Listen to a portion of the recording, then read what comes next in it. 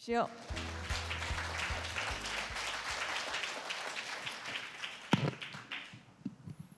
네, 방금 소개받은 리더스인덱스의 박주근 대표입니다. 저는 오늘 지난 10년간이긴 한데 자본시장법 개정 전후로 좀 금융권만 변화를 봤고요. 제가 오늘 주로 다루고자 하는 내용은 진짜 변화가 무엇인가에 대해서 논하고 싶습니다. 잘 아시듯이 자본시장법은 첫 번째 여성 임원에 대한 제도적 변화였습니다. 제가 여성 임원 관련 자료를 발표를 처음 한 게 2013년이었습니다. 그때 대기업의 여성 임원이 2.3%였습니다.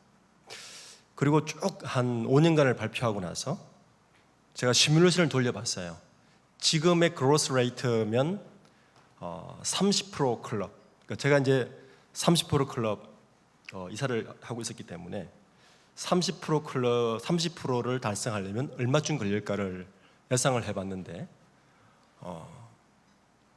21세기가 끝나도 30%를 달성할 수 없습니다. 근데 두 가지 중요한 포인트가 있었어요.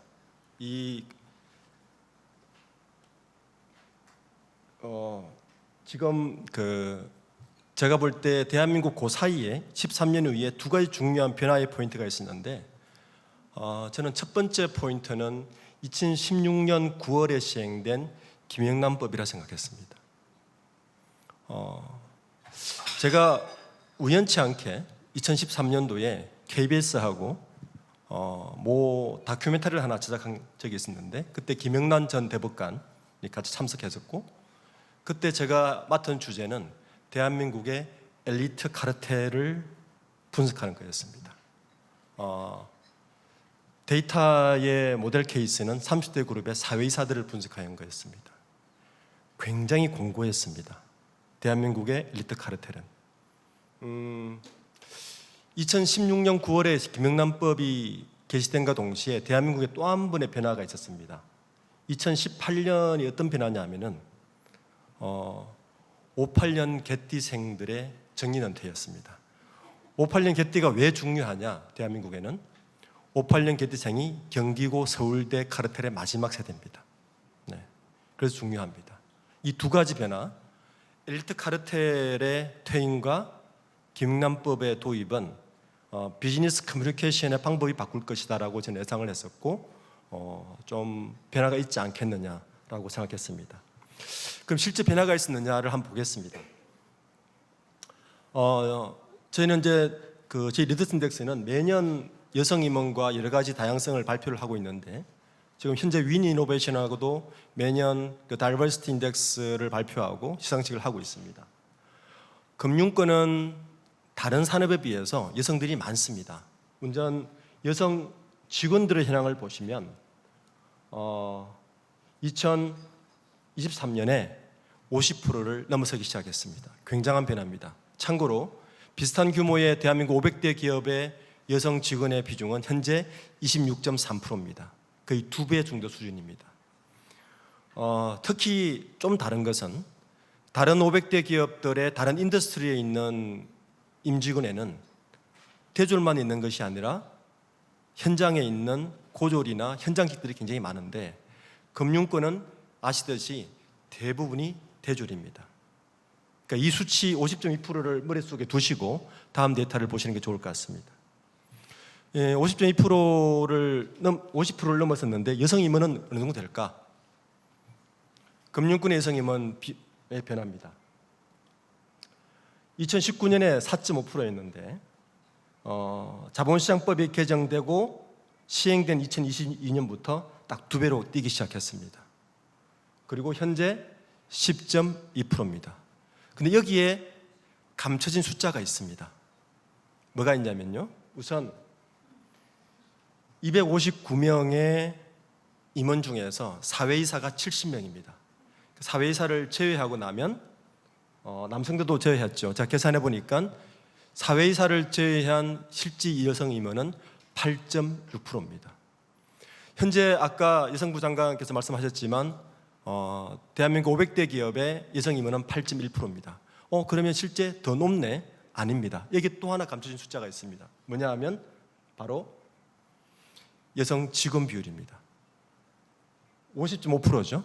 일반 인더스트리에 있는 여성 직원, 대한민국 여성 직원 비중이 26%니까 딱 2배입니다. 그렇게 계산해 보면 실질 여성 임원은 4.6%입니다. 그러니까 두 가지 변수가 있는데도 불구하고 굉장히 낮은 수치입니다. 첫 번째, 임직원의 기본 대부분이 대졸이기 때문에 같은 대졸로 들어와서 다른 인더스트리에 비해서 숫자도 많은데, 그러니까 오퍼튜니티가 많다는 거죠. 그런데도 불구하고 실질 임원, 이것저것 감안했을 때 일반 기업보다 여성 임원 비율은 절반에 불과합니다. 왜 그럴까를 고민해 봐야 됩니다. 이게 이제 일반 500대 기업의 보딩 멤버의 등기임원 현황입니다. 현재 12.8% 정도가 올라와 있죠.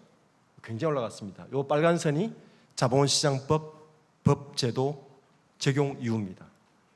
2.9%에서 약 4배 정도 올라왔습니다. 대부분 아시듯이 사회이사입니다. 자, 그러면 금융권 어떨까요? 금융권의 보딩 멤버 현황입니다. 2019년에 4.6%에서 지금 14.3%까지 올라왔습니다. 그러니까 비교를 하면 일반 기업보다 높죠. 이유는 이 사회이사들 때문입니다. 이 보딩 멤버를 사내이사와 사회이사로 분리해 보면 더 극명합니다. 작년에는요, 사내이사가 단 1명밖에 없었습니다. 그나마 올해 7명 늘었습니다. 3.4%인데 일반 기업과 동일합니다. 어디에서 늘어났느냐? 모두 사회이사였습니다. 금융권이 일반 인더스트리에 있는 다른 업종보다 제도에 대해서 훨씬 민감합니다. 아시듯이 금융권은 오너십을 가진 기업이 거의 없습니다. 그래서 금융위원회와 금융감독원의 눈치를 굉장히 많이 봅니다. 이렇게 따져보면 금융권의 변화는 일반 기업에 비해서 느리거나 뒤처져 있다는 게 제 결론입니다. 자, 이제 업종별로 좀 보겠습니다. 은행이죠. 두 가지를 같이 보는데요. 저는 늘 볼 때 이 근속연수와 남녀의 근속연수와 연봉을 같이 봅니다. 그러니까 단순하게 연봉을 비교하면 아시겠지만 연봉은 근속연수와 아주 밀접한 관계가 있기 때문에 두 개의 데이터를 같이 보는 게 합리적인 의사결정을 할 수가 있습니다. 근속연수를 보면 은행은 굉장히 따라왔죠. 따라오는데 불구하고 셀러리 갭은 여전히 높습니다. 이 말은 무슨 의미할까요? 중간관리자의 포지션이 여전히 안 좋은 쪽으로 가 있거나 대부분의 50% 넘는 여성 직원들이 셀러리가 낮은 직종에 있다는 이야기를 하고 있습니다. 이게 가장 심한 금융이 어디냐 하면 바로 정권업입니다. 정권업은 2022년부터 여성들의 근속연수가 남성들을 앞서기 시작했습니다. 훨씬 더 오래 근무한다는 이야기죠. 그런데도 불구하고 셀러리 갭은 여전히 변하지 않고 있습니다. 핵심 요직이나 셀러리가 많은 직종은 모두 남성들이 차지하고 있다는 이야기를 하고 있습니다. 그리고 보험 쪽입니다. 보험업종도 지금 거의 근접하게 따라왔습니다. 99%까지 따라왔습니다. 근속연수는. 그런데도 불구하고 보험업종은 갭이 더 벌어지고 있습니다. 젠더 다이버시티의 기본은 우리가 늘 이야기하지만 equal opportunity, equal position, equal pay입니다. 이 세 가지가 계속 갭이 벌어지고 있다는 이야기입니다. 즉 개선되지 않고 있다는 이야기입니다. 그리고 여신금융, 카드사와 캐피탈, 자산운용사입니다. 이쪽은 더 심각합니다. 근속연수도 줄지 않고 갭은 더 벌어지고 있습니다. 아까 증권사하고 자산운용사를 이야기했죠. 이쪽이 왜 그럴까를 좀 고민해 봤습니다. 이쪽을 제가 좀 들여다보니까요, 연봉이 다른 업종에 비해서 훨씬 높습니다. 특히 정권사에 있는 많은 남성 직원들의 평균 연봉이 굉장히 높습니다. 그러니까 연봉이 높은 업종일수록 훨씬 이 갭은 더 벌어지고 있다, 이렇게 보시면 됩니다. 즉, 제도적 변화가 실질적 변화를 아직까지 크게 도와주지 못하고 있다. 표면적인 사회이사들의 숫자만 늘어날 뿐이지 실질적인 변화는 여전히 갈 길이 멀다는 게 결론입니다. 이번에는 또 재미있는 조사를 하나 더 해봤습니다. 이게 뭐냐면요, 제 리더스 인덱스가 아주 강점이 하나 있는데 무식한 조사를 좋아합니다.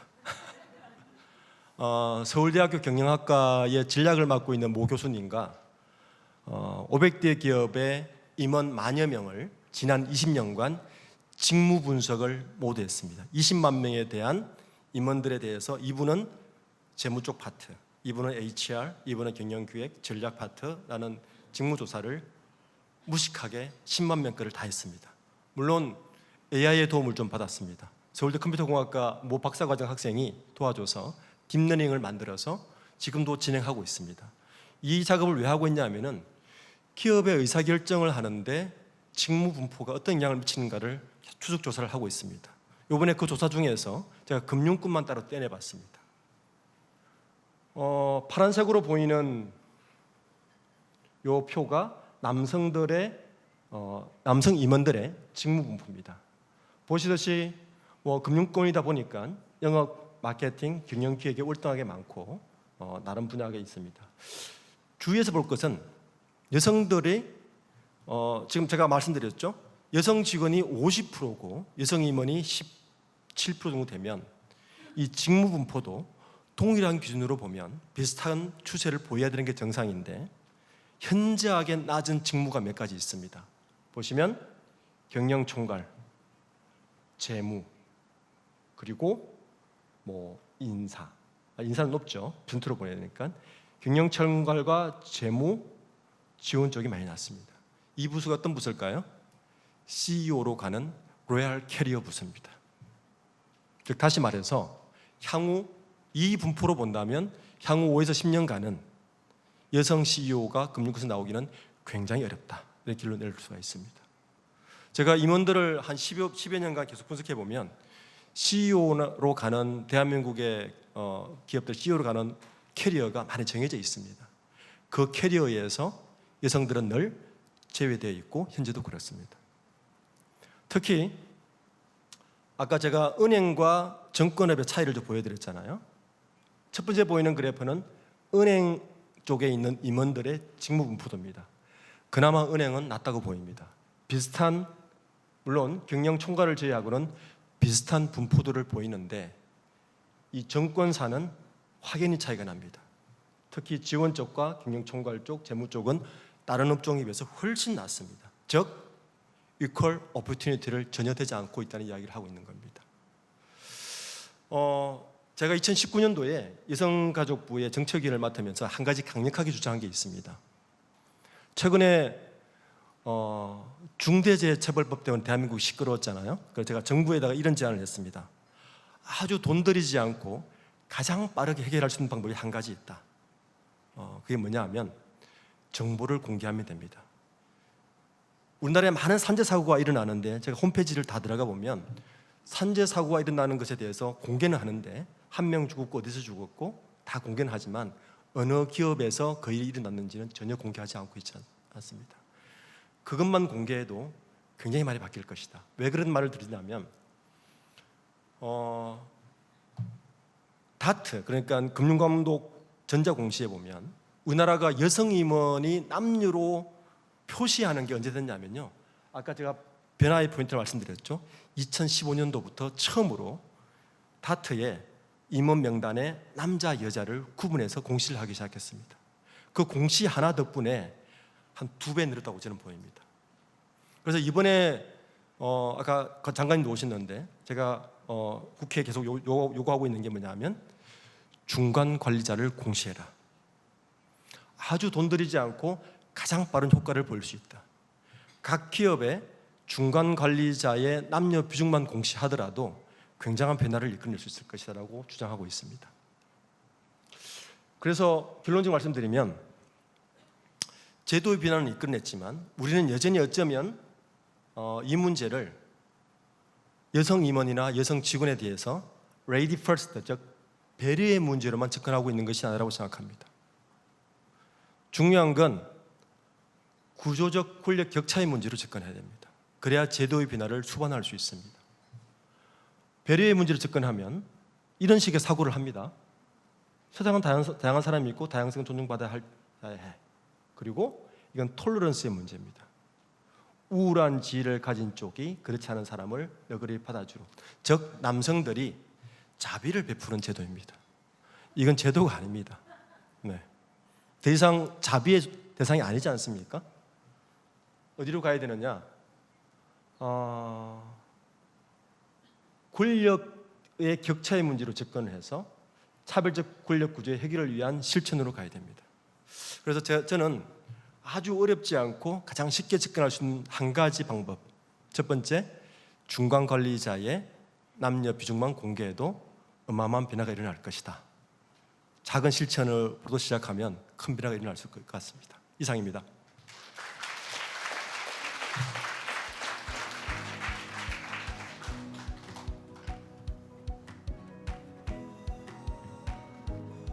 네, 작은 실천을 통해서 우리가 만들어낼 수 있는 커다란 변화의 중요성, 또 정보 공개의 중요성까지 많은 분들께서 공감을 해주셨으리라 생각합니다. 감사합니다, 대표님. 네, 이어서 두 번째 발표자 분을 모셔보도록 하겠습니다. 재단법인 한국여성재단 미래포럼의 장필화 이사장님께서 전해주시겠습니다. 여성재단과 미래포럼의 또 한국 30% 클럽 활동을 중심으로 다양한 연구자료 내용을 전해주시겠습니다. 큰 박수로 환영해 주십시오.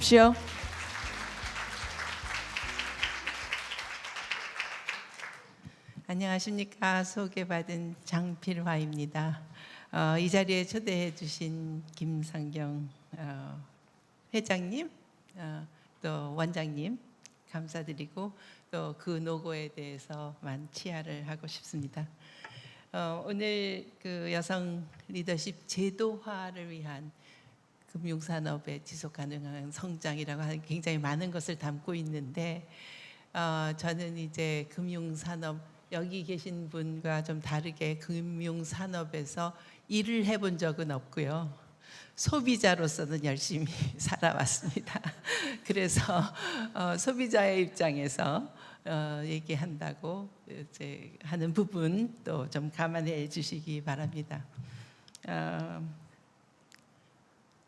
오늘의 목표가 이제 굉장히 이제 큰 목표라고 생각하는데 그 여성 리더십을 통해서 금융산업도 지속 가능하게 만들고 또 그것이 성장 전략이 되기 위해서 어떤 제도화를 해야 하느냐 하는 굉장히 중요한 계기를 만들고자 하는 것이 있고 또 다른 한편으로는 한국이 지금 직면하고 있는 인구 절벽과 그리고 또 그 저성장의 구조를 어떻게 여성 리더십이 제도화됨으로써 풀어갈 수 있는가 하는 그 두 가지 큰 목표를 이 국제 컨퍼런스에 담고 있다고 보입니다. 근데 그것을 위해서 이제 질문을 먼저 한번 본다면 첫 번째로 그 많은 분이 이미 말씀하셨지만 왜 우리나라에서 한 그 30% 목표가 그렇게 달성하기 어려운 것일까 하는 질문을 해야 할 것 같고요. 그리고 또 특히 이제 금융권이 다른 교육, 문화, 정치 영역까지도 포함해서 그 여성의 그 목표 달성이 왜 또 금융권은 특별히 어려운가? 이것도 상당히 이제 재미있는 질문이 아닐까 생각합니다. 근데 이 발표에서 그것에 대한 답은 기대하지 말아 주시기 바랍니다. 두 번째 핵심 질문은 과연 우리 한국 사회의 여러 가지 위기를 해결하는데 여성 리더십이 특별히 기여할 수 있는 부분이 있기 때문에 또 여성 리더십을 제도화해야 하는데 그 근거가 무엇이고 또 그런 기대에 부응하기 위해서 여성 리더십은 어떤 또 목표를 과제를 가지게 되는가 하는 질문도 해야 되지 않는가 그런 생각이 듭니다. 우선 다 아시지만 현실적인 장애 요인을 이제 30%가 되기 어려운 장애 요인을 보자면 사실 숨어 있는 수면 아래에 있는 여러 가지 복잡한 뿌리가 있고 그것을 이해해야 당장 되지 않는 문제를 이해할 수 있는 것이기도 하고 23년도에 노벨상을 경제학에서 받은 클라우디아 골든이 정말 지난 200년 동안 사회 경제사를 쭉 훑어보면서 그 뿌리를 밝히고 있는데 한국은 특히 또 더 특별한 전통 문화의 단단한 뿌리가 있어서 또한 현재까지도 공적 영역에 진입한 여성들의 역사가 짧고 그 안에 네트워크가 또 형성하는 과정에 있기 때문에 지금 기대하는 것만큼 빨리 30%를 만들어내는데 어려움이 있는 게 아닌가 그런 생각이 듭니다. 또 한 가지 이제 한번 얘기해 보고 싶은 것은 권력 핵심 기업이 지금 권력의 핵심이 되고 있는데 그 중에서도 금융권이 그런데 그 정치 경제적 정책 결정에 진입하기 위해서 필요한 정보와 네트워크, 특히 이제 시민 사회하고의 연결 이런 부분을 이제 조금 더 많이 확대해야 되는 것이 하나의 또 과제가 아닐까 하는 생각이 듭니다. 왜냐하면 구조적 차별의 장벽이 있다고 하는 것은 어떤 한 금융계라든지 기업 안에서 해결하기보다는 시민사회와 연결을 할 수 있을 때 조금 더 빨리 조금 더 근본적으로 해결할 수 있을 것 같다는 생각이 듭니다. 그런데 이제부터 어쨌든 어떤 이유에서든 어떤 근거에서든 여성들의 새로운 리더십에 대한 기대가 오늘과 같은 전환기의 시기에서는 굉장히 이제 점점 더 크고 커지고 있다는 것이 이제 많은 분들의 생각이십니다. 우선 이제 제가 대표하고 있는 한국여성재단과 또 미래 포럼에 대해서 간단하게 설명드리고 그리고 이 활동 중에서 최근에 활동한 그 화두들을 좀 소개해드리기로 하겠습니다. 여성재단은 26년을 맞는 한국에서 최초의 민간 모금 기관이고 그러니까 한국의 그 모금 문화를 만들어가면서 동시에 여성 단체들을 지원하는 그런 활동을 해오고 있습니다. 그 중에서 중요한 역할을 하는 것이 기업 파트너십인데요. 그동안에 최근에 자립준비 여성 청년들을 위해서 또 여성 NGO 리더십 장학 사업을 지원하고요. 그리고 또 하나금융 같은 쪽에서 이주 여성들의 역량 강화를 하는 프로그램을 지원하는데 파트너가 되어주고 계십니다. 또 JP 모건 체이스 파운데이션하고는 여성 소상공인 경제적 자립 지원 사업을 지금 10년째 해오고 있습니다.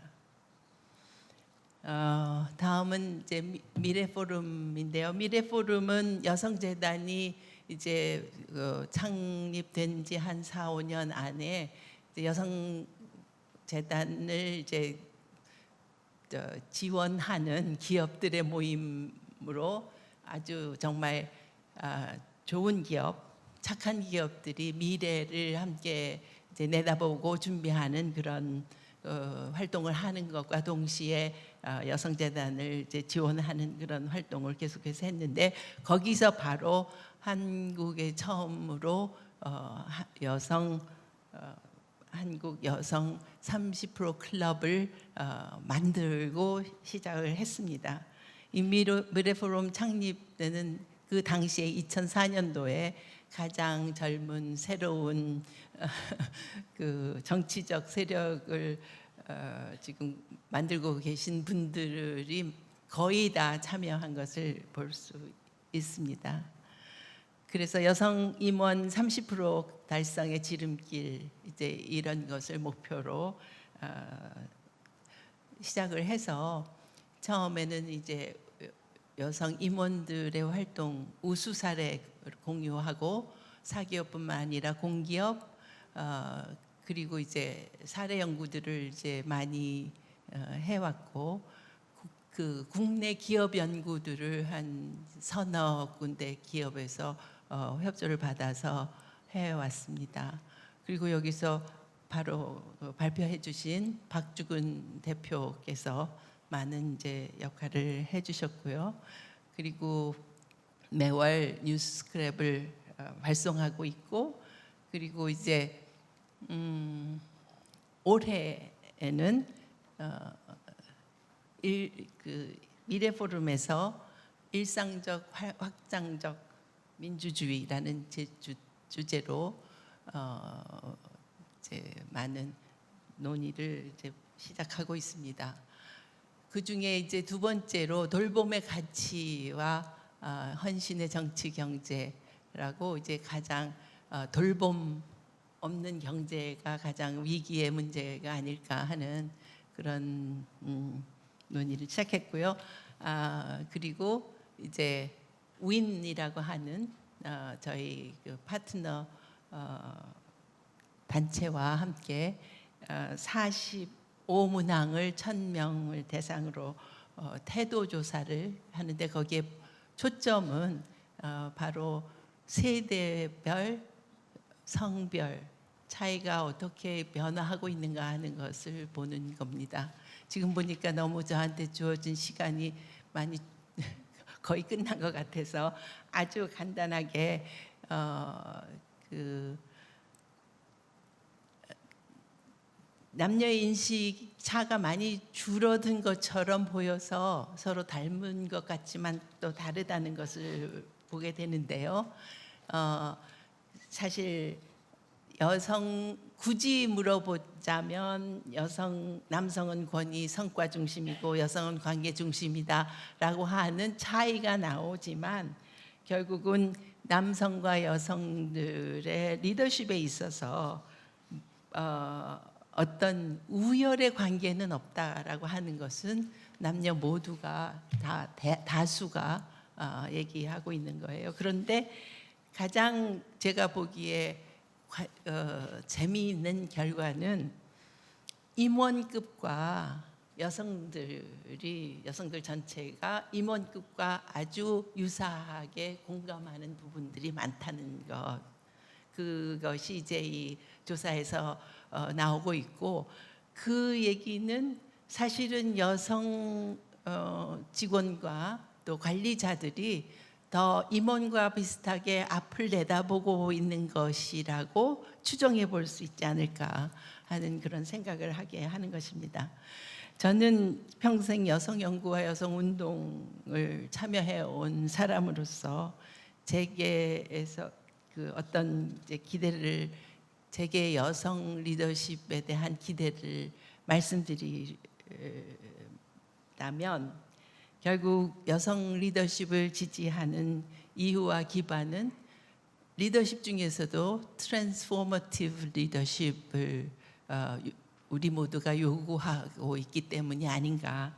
더 자세히 얘기하자면 금융권이 그 재계를 움직이는, 더 나아가서 사회를 움직이는 굉장히 핵심적인 역할을 하는데, 거기에서 여성 임원들이 특히 여성 가족 친화적이고 그리고 생태적인 사고를 하는 임원들이 활약을 할 때 정말 기업과 우리 사회의 발전을 위해서 가장 큰 기여를 할 수 있지 않는가. 바로 그 점이 우리가 여성 임원에 대해서 금융계 안에, 금융권 안에 있는 여성들뿐만 아니라 일반 사회, 저 같은 소비자 그리고 시민사회에서도 지지할 수밖에 없지 않나 하는 그런 생각을 합니다. 마지막으로 가장 근본적으로 시민사회가 지금 가장 관심 갖고 있는 그 문제는 돌봄 사회, 돌봄이 되지 않고 같이 절하되기 때문에 우리가 인구 절벽을 맞고 또 앞으로 한국의 미래에 대해서 걱정하게 되는 그런 부분이기 때문에 경제라고 하는 화폐를 중심으로 해서만 정의되는 경제를 재정의해야 하는 거창한 작업이 있다는 것, 그 과제를 앞에 두고 그 안에서 가장 큰 역할을 하시는 금융계 인사들과 임원들께 많은 기대를 걸고 있습니다. 감사합니다. 네, 소중한 고견을 나누어주신 장필화 이사님 진심으로 감사드립니다. 많은 분들께서 감사의 박수 전해주셨습니다. 한국여성재단의 활동 연역도 상세히 공유를 해주시면서 트랜스포머 리더십이 우리 여성금융 리더에게 굉장히 중요하다라는 말씀 주셨습니다. 네, 이제 세 번째 연사분을 바로 모셔보겠습니다. 한국 스탠다드 차타드 은행 SC은행의 이형미 부행장님께서 자리해 주시겠는데요. SC그룹이 겪은 변화, 또 국내 SC제일은행의 여성 리더십 실행 사례를 전해주시겠습니다. 여러분 따뜻한 박수로 환영해 주시기 바랍니다. 네, 안녕하세요. 저는 SC제일은행 인사그룹장 이형미입니다. 오늘 이 자리에서 사실 굉장히 의미 있게 여성 리더십에 관한 어떤 여러 가지 논의들을 하고 있는데 저는 그 다양성과 포용 그리고 그 안에 있는 그 굉장히 또 중요한 한 여성 리더십이라는 이런 주제를 실질적으로 스탠다드 차터드에서는 어떻게 제도화하고 이것을 실제로 문화로 어떻게 정착해 나가고 있는지 그리고 그러한 것의 결과가 어떻게 나타나고 있는지 이러한 사례를 중심으로 좀 간단하게 그 말씀을 드리고자 합니다. 우선 스탠다드 차타드 그룹을 잠깐 소개를 해드리면 여러 가지 스탠다드 차타드 그룹과 관련된 말씀을 드릴 수 있겠지만 실질적으로 좀 다양성이나 포용의 관점에서 좀 참고하실 만한 그런 몇 가지 데이터를 좀 가지고 왔습니다. 실제로 저희는 54개의 시장에서 사업을 영위하고 있고 8만 6천 명의 직원들이 일을 하고 있습니다. 54개의 시장에서 일을 하고 있는데 저희 직원들의 국적은 125개국에 달하고 있고 이 데이터에는 포함되어 있지 않지만 실제로 그 125개국에 있는 직원들이 어떠한 언어들을 구사할 수 있는지를 저희가 인사 데이터를 조사하는데 176개의 언어를 이 125개국의 직원들이 구사를 하고 있다고 합니다. 그만큼 다양한 구성원들이 모여 있는 조직이고 실제로 나중에 저희의 사업 전략이나 어떠한 목적을 말씀드리면 좀 더 명확하시겠지만 저희는 함께 일하는 것이 굉장히 중요한 어떤 저희의 비즈니스 원동력이기 때문에 이러한 직원들이 8만 6천 명의 직원들이 나는 한국에서 일해, 나는 영국에서 일해 이것이 아니라 우리는 스탠다드 차타드에서 일해라는 어떠한 마인드를 가지고 일할 수 있는 것이 굉장히 중요하기 때문에 다양성과 포용이 여러 측면에서 저희는 제도화되어 있다고 볼 수 있습니다.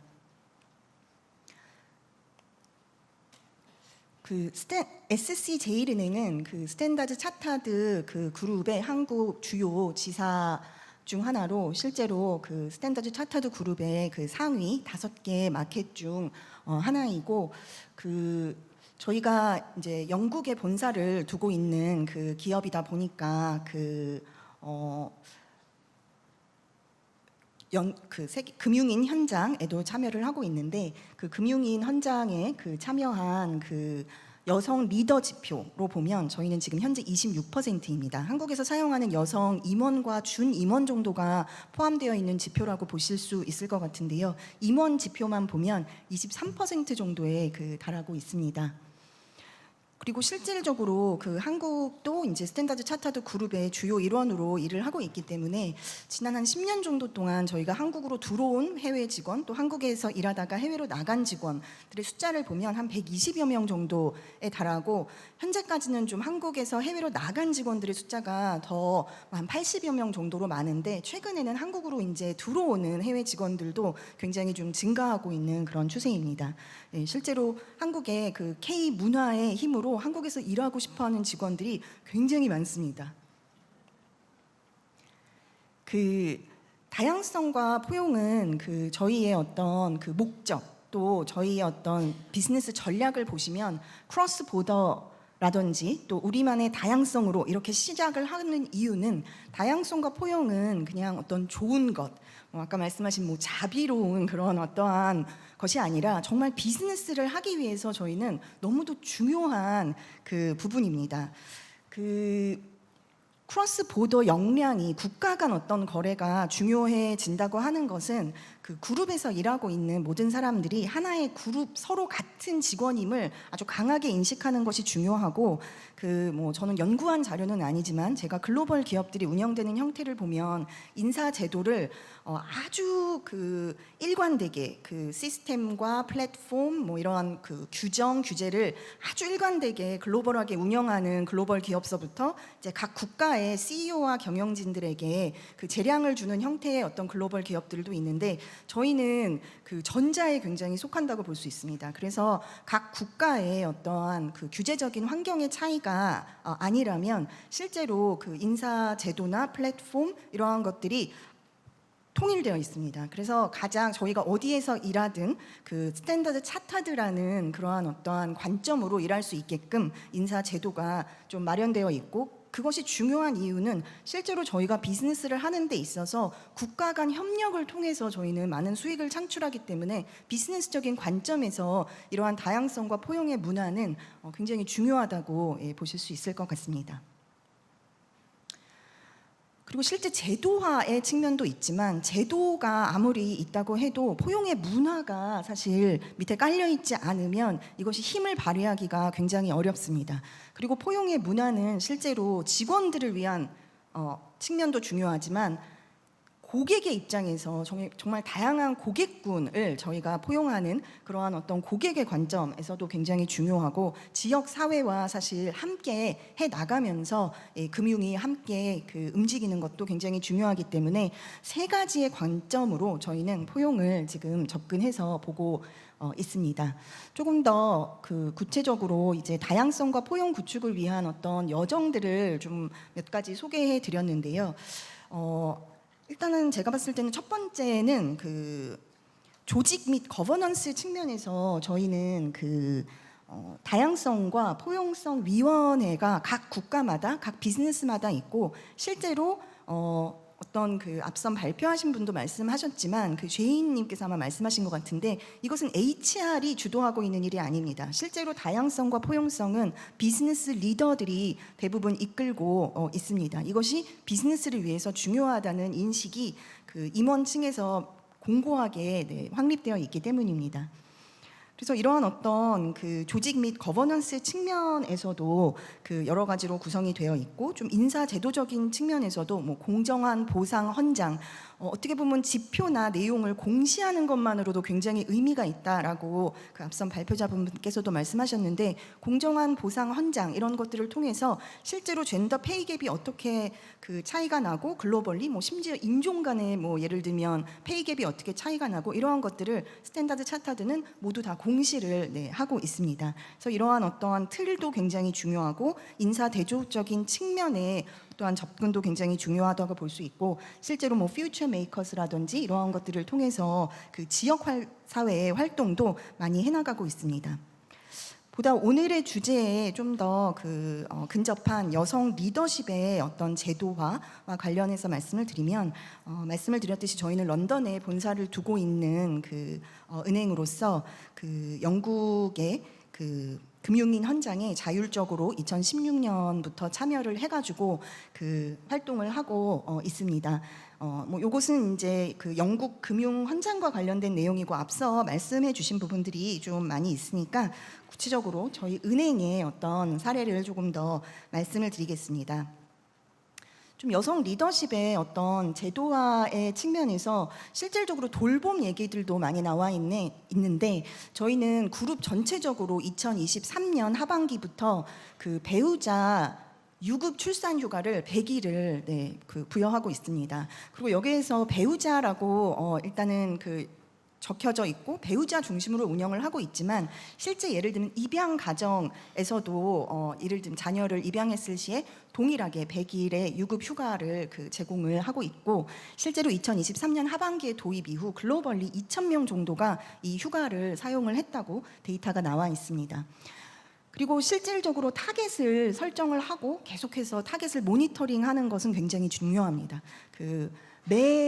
저희가 금년도에 SC 그룹 내 여성 리더 비율의 목표를 35%로 2025년까지 설정을 했는데 현재 이제 33%까지 와 있고 매달 그 데이터가 주요 관계자들한테 보내집니다. 그래서 어느 부서에 몇 명의 지금 공석이 있는데 이 공석 중 몇 개를 여성으로 채워야지 이 목표를 달성할 수 있다라는 데이터를 지속적으로 공유하면서 물론 능력에 의해서 채용을 하지만 예를 들면 그 채용을 하는 그 면접 패널에 반드시 여성 리더가 포함되게 한다든지 아니면 그 어느 자리에도 여성 후보자들이 포함되게 한다든지 등의 어떤 실질적인 노력들을 통해서 지속적으로 그 개선을 해오고 있습니다. 그리고 선별 여성을 대상으로 스폰서십이라든지 멘토링이 굉장히 중요하다는 그 얘기를 저희 기조 연설자님께서도 해주셨는데 지속적으로 그 중요성을 저희도 인식을 해서 스폰서십을 통해서 멘토링을 지속적으로 특정 그 계층 저희에게 변화를 가지고 와줄 수 있는 그런 계층들을 위해서 좀 실시를 하고 있습니다. 실제로 이제 한국은 그러면 어떻게 그 결과가 나타나고 있냐? 저희도 그룹의 일원으로서 앞서 말씀드린 그런 노력들을 지속적으로 함께 해왔고 데이터를 보시면 2005년 스탠다드 차타드 그룹의 일원이 되었을 때 여성 리더의 비율이 5% 미만이었던 것이 실제로 현재는 그 26%까지 올라와 있고 무엇보다 좀 인상적인 것은 확실히 그 여성 인구들이 많은 그 저희의 그 영업 현장의 지점장 본부장님 비율은 45%까지 현재 그 올라가 있는 그러한 상황입니다. 그래서 한국에서도 여러 가지 어려움들이 있지만 실질적인 어떤 노력을 통해서 변화를 가지고 올 수 있다는 것을 어떻게 보면 지난 저희의 20년간의 여정을 보시면 아실 수 있을 거라고 생각합니다. 여성 리더십의 제도화 어떻게 보면 좀 더 큰 틀에서는 다양성과 그 포용이라는 그러한 그 정신을 좀 더 저희가 정착하고 제도화하는 데 있어서는 그 앞선 분들도 많이 말씀해 주신 것처럼 그 최고 경영진의 후원 그리고 어떻게 보면 최고 경영진은 국가적인 관점에서는 정책 입안을 하시는 분들이라든지 이런 분들이니까 기업과 국가 모두에 있어서의 어떤 그 최고 경영진의 어떤 선언, 후원, 지속적인 관심 목표 설정, 모니터링 이런 것이 굉장히 중요하다고 볼 수 있고 그 말씀드린 D&I 어떤 제도화 그리고 저는 무엇보다도 그 이 자리에 계신 모든 분들이 사실 동참해 주실 수 있는 것은 문화 구축, 포용적인 문화 구축이라고 생각합니다. 왜냐하면 그 여성 리더십의 제도화가 되는 데 있어서 포용의 문화가 중요하다고 하면 여성과 남성, 인종이 어떻게 보면 다양성과 포용의 좀 논의의 출발점이었다고 하면 글로벌리 저희가 지금 이 논의는 굉장히 확장적으로 되어서 예를 들면 그 LGBT 플러스라든지 또 최근에는 ADHD라든지 좀 차폐 스펙트럼의 그 어떠한 범주에 있는 직원들에 대한 이해와 배려와 포용, 사회적 계층 간의 이동을 좀 지원할 수 있는 논의. 그래서 굉장히 이 논의가 좀 확장이 되었고 이러한 확장적인 그 논의에 저희는 모두 또 동참을 할 수 있기 때문에 제가 봤을 때는 저희가 모두 좀 일단 이 기반이 될 수 있는 문화 구축에 함께 좀 노력할 수 있지 않을까라는 그런 제안과 으로 일단 저희의 사례 발표를 마치도록 하겠습니다. 감사합니다. 네, 감사드립니다. 정말 멋진 발표를 전해주신 이영미 부행장님 감사드립니다. 이 SC은행의 여성 리더 26%그 노력의 결실을 맺기까지 얼마나 많은 여정을 걸어오셨는지 함께 확인할 수 있는 뜻깊은 시간이었습니다. 네, 이제 네 번째 마지막 연사분을 모실 차례인데요. 김종란 전 KB국민은행 상무님께서 자리해 주시겠습니다. 금융권 여성 리더십의 특성 그리고 승진 장애 요인에 대해서 다루어 주실 텐데요. 큰 박수로 환영해 주십시오. 네, 안녕하세요. 김종란입니다. 예. 오늘 발표드릴 내용은 올해 상반기 제가 석사학위를 땄어요. 이 나이에 61세. 그래서 그 석사 논문하고 관련된 내용입니다. 금융권 여성 리더십의 특성과 승진 장애 요인 연구. 이게 근데 준비해 온 내용이 한 37페이지 정도 돼요. 그래서 빨리빨리 넘긴다고 해도 아마 20분 정도는 걸릴 것 같으니까 미리 좀 양해 좀 부탁드리겠습니다. 예. 그래서 자, 그러면 먼저 연구 배경은 뭐 여러 가지 있습니다만은 여러분이 아시는 것처럼 국내 금융권 단단하게 유지되고 있는 유리 천장 이거 관련인데요. 사실 정부기관이나 입법부 관련은 늦을 것 같지만 오히려 저희보다 훨씬 더 빠르게 진행이 되고 있는데 우리 금융권은 오히려 더 유독 느리다. 물론 뭐 앞에 서유석 회장님이 뭐 빠르게 진행된다고 하셨는데 그거는 사실은 사회이사 이사회 쪽의 얘기고 사실은 사내임원 쪽에 보면 굉장히 비율이 낮은 상태입니다. 그리고 변화가 굉장히 늦고요. 그래서 그 현황을 한번 보시면 지금 여성 금융인 네트워크가 2003년에 설립이 됐어요. 근데 그 당시에는 국내 금융권에 여성 임원이 거의 없었습니다. 그리고 그 당시에 그 당시하고 현재를 비교를 해보면 지금 사실은 굉장히 많이 비약적인 성장이 있다고 볼 수 있습니다. 근데 좀 전에도 발표를 하셨지만 글로벌 상황하고 비교를 하면은 여전히 우리는 너무 척박한 상황인 거죠. 그래서 2024년 말 기준으로 이제 국내 시중은행과 지방은행 요 여성 임원 비율이 지금 보면 국민은행 뭐 10.9 뭐 그런데 이제 광주은행 오늘 부행장님 오시긴 하셨습니다만은 24년 말에는 0%였어요. 그래서 외국계 은행인 SC제일은행이나 한국시티은행은 사실 24.3%, 40.1% 제가 조사한 경우는 저렇게 나오는데 4배에서 7배 정도 차이가 납니다. 그 엄청난 차이죠. 자, 그래서 그 여성 리더십에 대한 논의는 왜 여성이 리더가 되지 못하는가 이런 근본적인 질문에서 출발을 하는데 우리 여성들 앞에는 지금 이 장벽을 제가 여러 개 써놨습니다만은 제도적, 그러니까 전통적으로 성고정관념에서부터 제도적, 조직적 장벽까지 여러 개의 장벽이 겹겹으로 놓여 있습니다. 그래서 제가 연구 방향을 3가지 정도로 정했는데요.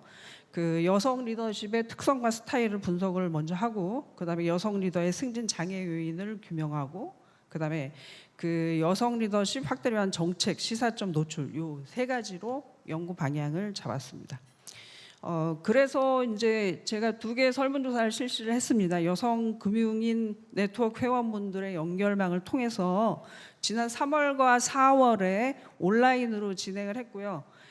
이 설문에 각각 271명, 141명, 굉장히 작죠. 우리 미래포럼 과 비교하면 1000명에 비하면 굉장히 작지만 사실은 이 안에 굉장히 많은 정보가 들어있다는 거. 그다음에 먼저 그 발표하신 박주근 대표님이나 하신 그런 내용 중에 제가 좀 조마조마하는 부분들이 거기에서 증명이 되더라고요. 그래서 한번 제가 조목조목 간단하게 좀 말씀을 드리겠습니다.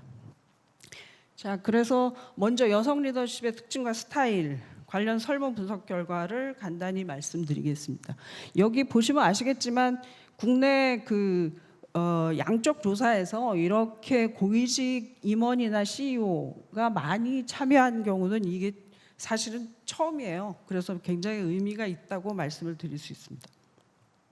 자, 먼저 이 그 핵심 역량 관련해서 그 개념은 그 2011년에 박영미 연구자의 논문을 참조해서 개인 속성, 업무 수행 역량, 조직 관리 역량, 대인 관계 역량 이렇게 4가지 큰 역량군으로 나눴고 그다음에 그 안에 30개 세부 역량 항목을 정의를 해서 사용을 했습니다. 자, 지금부터 간단하게 결과를 보여드리겠는데요. 이 4개의 역량군에 대한 중요도를 보면 그 남녀 모두 조직 관리 역량을 1순위로 많이 선택을 했고 그 중요도입니다. 이거는. 그리고 그 다음으로 업무 수행, 개인 속성, 대인 관계 역량 순으로 선택을 했습니다. 자, 이거는 그 역량 항목 내에 그 역량군 내에 30개 역량 항목을 가지고 이제 중요도를 3개씩 선택을 해서 보여주세요 했더니 지금 이런 결과가 나왔는데 그 남녀 임원 모두 여기 의사소통, 책임감을 중요시하고 있습니다. 그리고 여성 임원은 추진력, 통솔력, 인재 육성을 더 중요시하고 남성 임원은 전략적 사고, 조정 통합력, 협상력을 더욱 중요시하고 있습니다. 이게 다음에 그 역량 자가 평가랑 비교를 또 해보셔도 나름 의미가 있을 것 같습니다. 자, 그럼 그 다음으로 이제 리더십 역량 자가 평가 결과를 보여드리겠는데요. 그 집단별로 전체 항목 평균 점수를 한번 비교를 해보겠습니다. 지금 보시면 앞에서부터 여성이 남성보다 높습니다. 그 다음에 임원이 중간 관리자보다 높고 금융권이 비금융보다 높고 그 다음에 여기 쭉 보시면 30년 이상 근무자하고 50대가 비교적 다른 집단보다는 높게 나왔습니다. 자, 남녀 임원과 관리자별로 좀 나눠 보시면 그 남성 임원이 4.18, 여성 임원이 4.15, 그 다음에 여성 관리자 4.14, 남성 관리자 4.03점 순입니다. 자, 이거는 제가 요거는 시간이 없어서 좀 넘기겠습니다. 그래서 남녀 임원의 세부 항목별 자가 평가 결과입니다. 이거는 요거를 다 비교를 못하고 남녀 임원만 비교를 했는데 그 모두가 가장 중요시했던 의사소통 항목은 4.3, 4점인데 이 책임감 항목은 두 그룹 모두 4.7을 넘습니다. 그 여성 임원은 보면 자세히 안 보이실 수는 있습니다만은 고객 지향성, 추진력, 동기부여, 통솔력 아까 그 중요하게 생각한 거하고 좀 많이 겹칩니다. 그게 좀 약간 높은 편이며 그다음에 경영 마인드, 조정 통합력, 권한임, 협상력 등은 조금 다소 많이 차이가 납니다. 남자가 더 높습니다. 자, 그러고 이거는 리더십 행동 스타일인데 그 남성은 사실 저는 처음에 생각할 때 지시형이 많을 거라고 생각을 했는데 의외로 지원형이 많이 나왔습니다. 그리고 여성은 코칭형, 그러니까 지시도 많이 하고 코치, 지원도 많이 하고 그런 스타일이 여성의 특징입니다. 자, 과업대 관계 행동 비율을 보면은 주로 이제 6대4, 7대3으로 과업 지향 행동이 우세합니다. 근데 밑에 그래프를 보시면 이제 관계 지향 행동만 추출을 해서 본 결과 여성 임원의 경우에는 상대적으로 관계 지향 행동 비율이 39%로 가장 높습니다. 자, 그래서 지금까지의 결과를 좀 요약을 해서 남녀 임원의 특징을 요약해 보면 여성 임원은 코칭형, 관계 지향형 스타일이고 조직과 사람 중심, 실행과 소통 중심입니다. 그다음에 이제 남성 임원은 지원형, 과업 지향형, 그다음에 성과 전략, 권한 중심. 이게 사실은 이거 일반적으로 알려진 내용 아니냐 이렇게 얘기할 수도 있는데 이거를 실증적으로 양적형으로 그 증명을 했다 하는 거에 저는 나름 의미를 가지고 있습니다.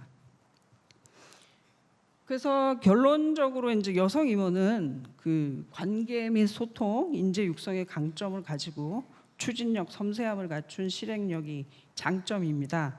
근데 전략과 권한임 이게 좀 부족하고 그다음에 정치, 네트워크에 취약한 그런 단점이 있습니다. 우리 모두 인정하는 바입니다. 자, 그다음 설문 두 번째 설문은 여성 리더십의 승진 장애 요인입니다. 요 결과를 보여드리겠습니다. 여기는 지금 여성이 거의 뭐 88% 정도를 차지하고 있고 남성도 귀하게 21분 정도 그 참여를 해주셨습니다. 자, 요거는 그 여성 임원 비율인데 지금 보시면 이게 0%인 데가 5.7%가 있고 그다음에 0에서 5%가 34%, 그다음에 5에서 10%, 19.9%. 지금 이런 정도의 그 응답을 해주셨습니다. 자, 장애 요인별로 이제 인식 수준을 보면 그 4.5점, 4점이 이제 강한 편이고 5점이 강하다 이런 거거든요. 그러니까 우리 그 4.5점 선택 비율이 가장 높은 게 일가정 양립. 아이고, 제가 이게 서툴러서 일가정 양립 부담. 요게 지금 가장 많죠. 그다음에 남성 중심 조직 문화. 이게 그다음이고 그다음에 유리벽. 이게 지금 굉장히 많은 그 유리벽 장애를 가지고 있다는 거죠. 자, 그래서 그 각 집단별로 전체 장애 요인 평균 점수를 보면은 저 앞에서부터 한번 보시면 남성하고 그다음에 외국계 은행, 그다음에 대리 이하 5년, 10년, 그다음에 여성 임원이 10% 이상인 데는 3점 밑에예요. 그래서 여기는 사실은 좀 이 장애가 그렇게 강하지 않다 이렇게 생각을 하고 있는 반면에 지금 제가 좀 불안했는데 증권회사가 왜 저렇게 나오나 하고 생각을 했는데 아까 박주근 대표님께서 증명을 해주셨어요. 근데 지금 모든 결과에 증권회사하고 특수은행이 상당히 좀 이런 그 장벽이 굉장히 많다 이런 내용이 계속 나옵니다. 자, 그다음에 자, 요것도 뭐 제일 많은 일가정 양립 부담. 요거는 대부분 보시면 다 3.5예요. 이거는 굉장히 심각하기 때문에 사실은 조금 그 각 그 조직에서 좀 신경을 쓰셔야 되는 부분이고 요 부분 특히 외국계 은행도 4.07이에요. 이거는 조금 개선의 여지가 있다 그런 생각이 듭니다. 자, 그다음에 남성 중심 문화 네트워크 배제. 이거는 아까 그 공통적인 전체 항목을 합산한 거랑 거의 비슷하게 나옵니다. 근데 이제 여기도 지금 증권회사하고 특수은행이 굉장히 좀 강한 걸로 남성 중심 조직 문화가 좀 매우 강한 걸로 보여지고 있습니다. 자, 남녀 장애 요인 인식을 좀 비교를 해보겠습니다. 이거 엄청나게 차이가 납니다. 보시면 그 여왕벌 현상은 이거는 사실은 여기에는 지금 거의 동의를 하고 있는데 나머지 것들은 굉장히 갭이 크죠. 예, 이렇게 나오고 있습니다. 자, 그다음에 여성 임원 비율 구간별 이것도 사실 의미가 있는데 지금 그 아래쪽에 보시면 0%인 데는 사실 이게 왜 이럴까 하고 저는 좀 궁금하게 생각을 하지만 그것도 나름 이유가 있을 것 같아요. 체험을 안 해서 아마 그 절실함을 모르는 거 아닌가? 그런 생각이 저는 그냥 개인적으로 들었고 지금 0에서 5%가 3.75로 굉장히 제일 높은 걸로 나타나고 있고요.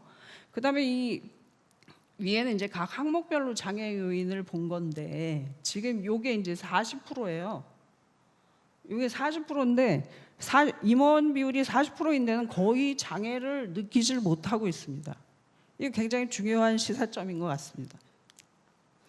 자, 그래서 그다음에 이제 여성 육성 프로그램이 있냐 없냐도 이렇게 갭이 각 항목마다 분명히 있습니다. 여성 육성 프로그램이 굉장히 효과가 있다는 방증이죠.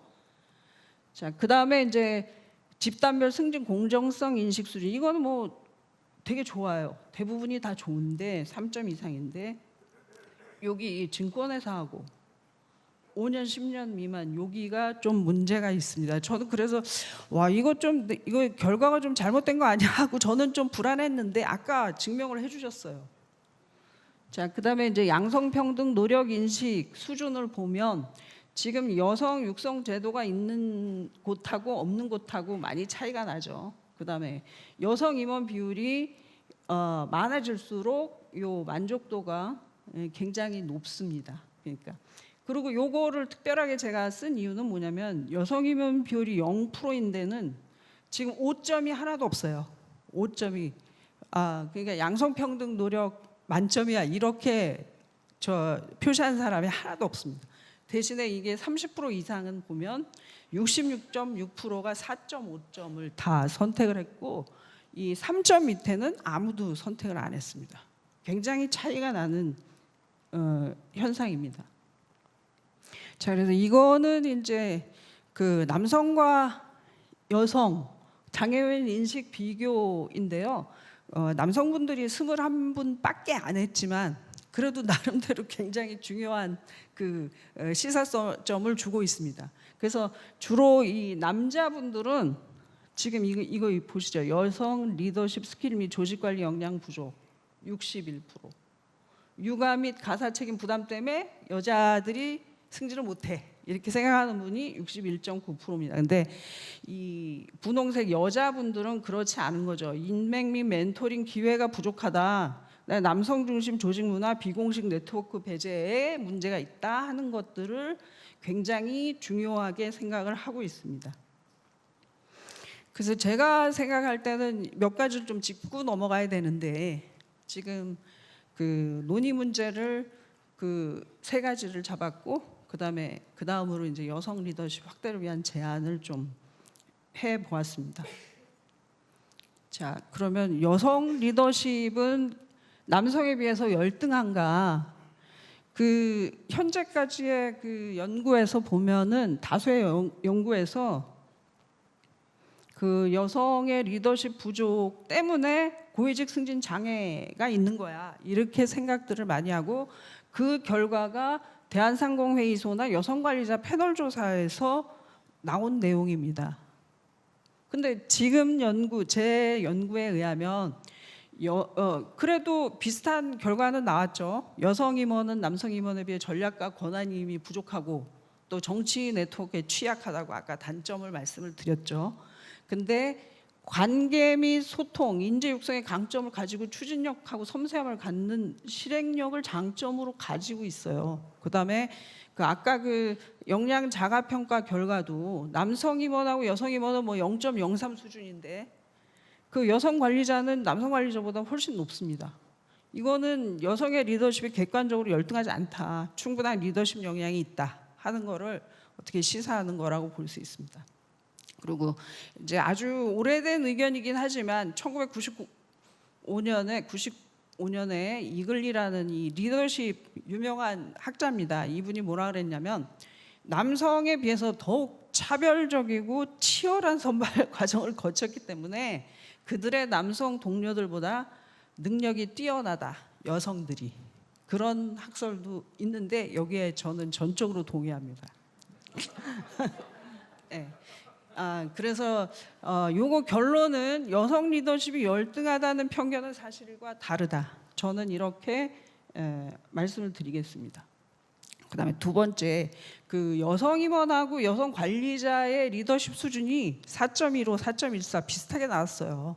그래서 이게 왜 이럴까 하고 열심히 생각을 해봤는데 다른 산업의 경우는 지금 아까 경력 이탈 문제도 말씀을 하셨는데 30, 40대의 그 뭐 육아 돌봄 이런 것 때문에 이탈이 매우 높은데 금융권은 사실은 경력 단절이 거의 일어나지 않는 것 같습니다. 물론 기관별로 좀 틀리긴 하지만은 그래서 아까 나왔듯이 은행권의 육아 휴직 후 복귀 포기율이 하나금융은 0%예요. 저 이거 한번 여쭤보고 싶어요. 하나금융 네? 왜 0%인지 이거 하나고등학교 때문에 그런가요? 나중에 한번 다시 여쭤볼게요. 그다음에 신한금융 6.45. 다른 업계는 평균이 한 19% 정도 되는데 굉장히 낮은 편이다. 그래서 리더십 역량이 뛰어난 여성 인력이 다수 지금 그 조직 내에 있다는 거죠. 근데 조직 내에 그 중간 직급에 많이 남아 있지만 그 고위직 승진 기회가 굉장히 작다는 거죠. 희소하고 그다음에 구조적 장벽이 있어서 극소수만이 임원으로 승진하기 때문에 그 역량이 뛰어난 여성 리더가 중간 관리자로 남아 있는 사례가 아주 다수 발생한다는 거죠.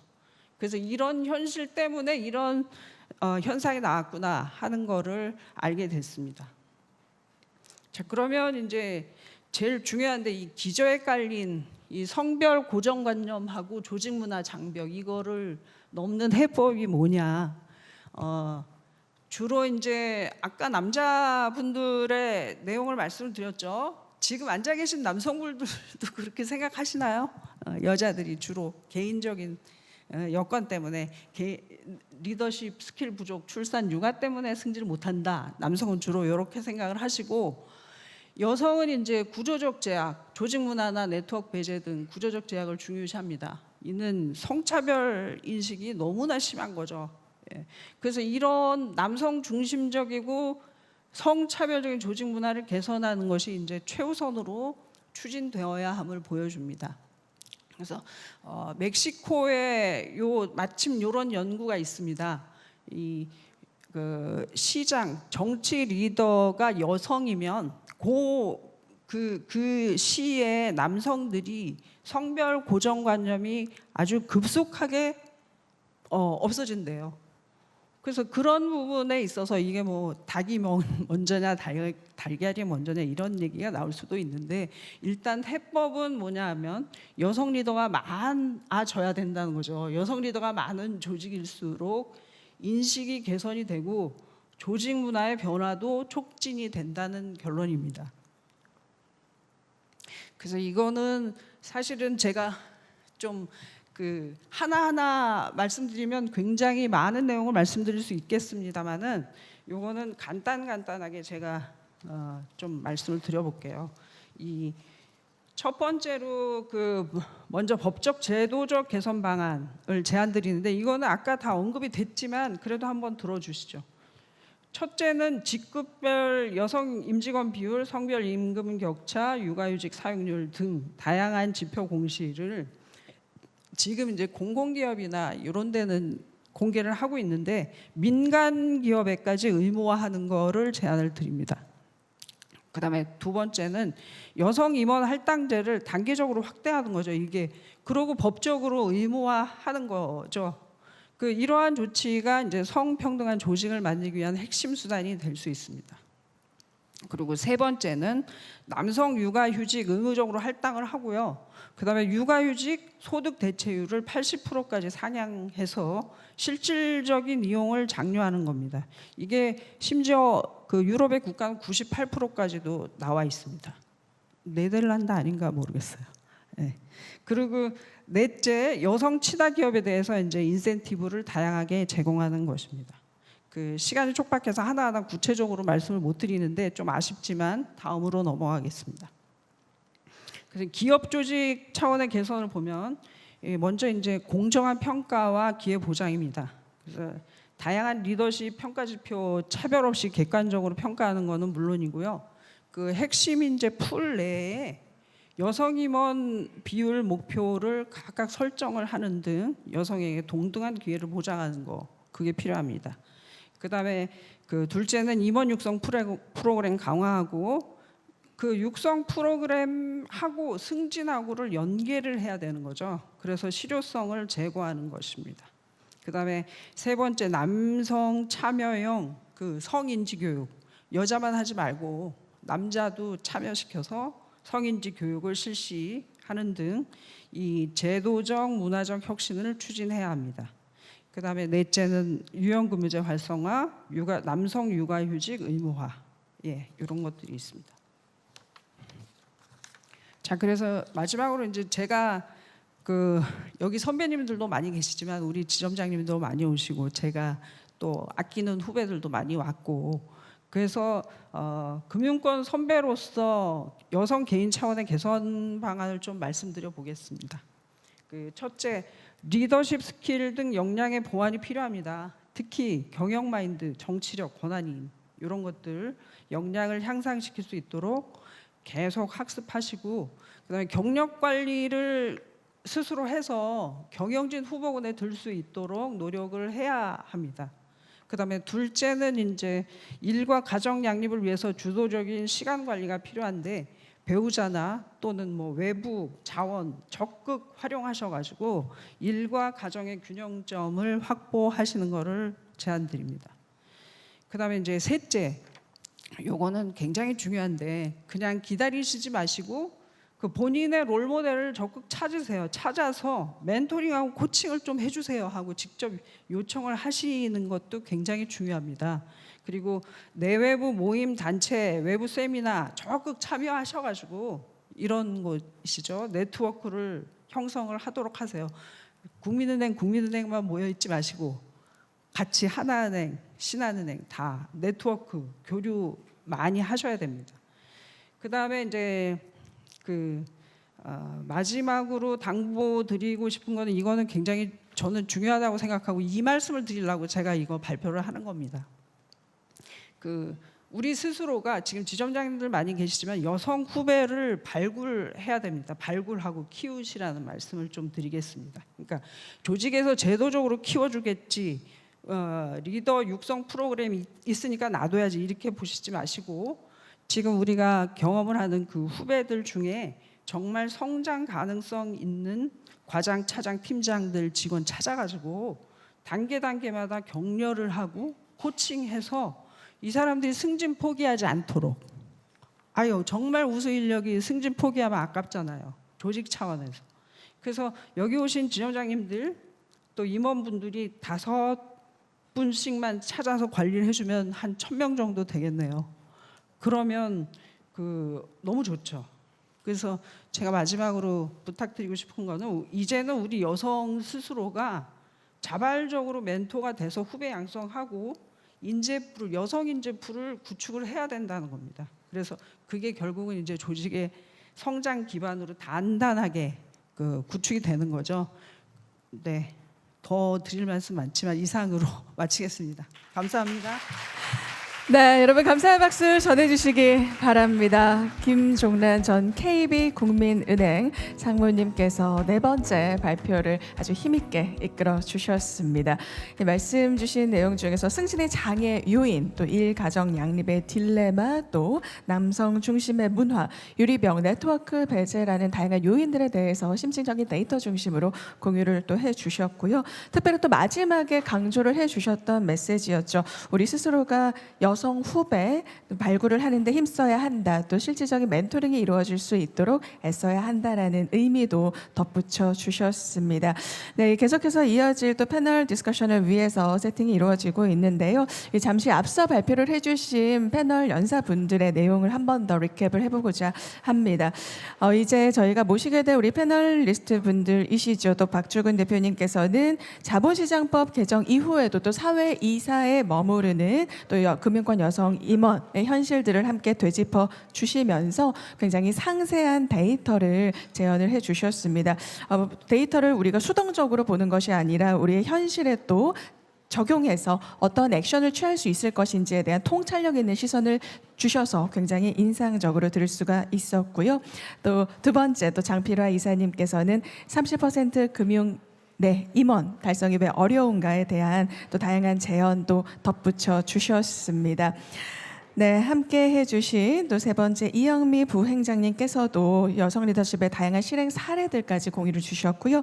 또 여러분들 기대하고 계신 만큼 또 신속희 좌장님과 함께 또 연사분들께서 자리를 잡아주셨습니다. 잠시 본 토론을 이끌어주실 좌장님에 대한 소개를 드리겠습니다. 이번 시간 연세대학교 국제대학원의 이나무 교수님께서 좌장을 맡아 이끌어주시겠습니다. 곧바로 마이크 넘겨드리겠습니다. 여러분 우선 박수로 환영해 주십시오.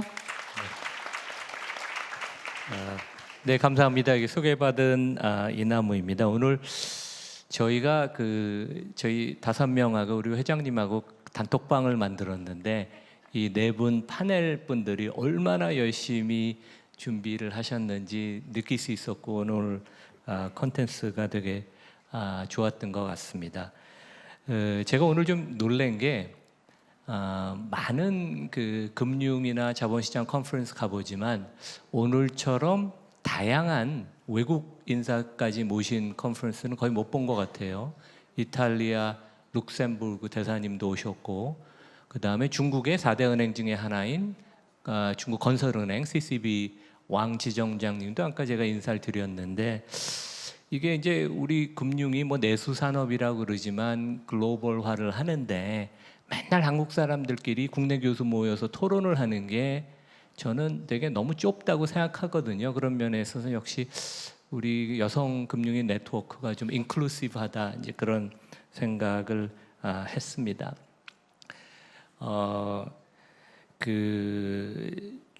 저는 오늘 이제 말씀 중에 가장 좀 인상이 깊었던 게 우리 제인 앤 아디아 그 의장님의 This is not a woman's issue, it's a business issue, 그런 말씀을 하셨죠. 이것은 남녀의 문제, 여성의 문제가 아니고 이거는 기업의 생존과 관련된 일이다. 그래서 우리가 생각의 틀을 바꾸는 게 가장 중요하다고 생각합니다.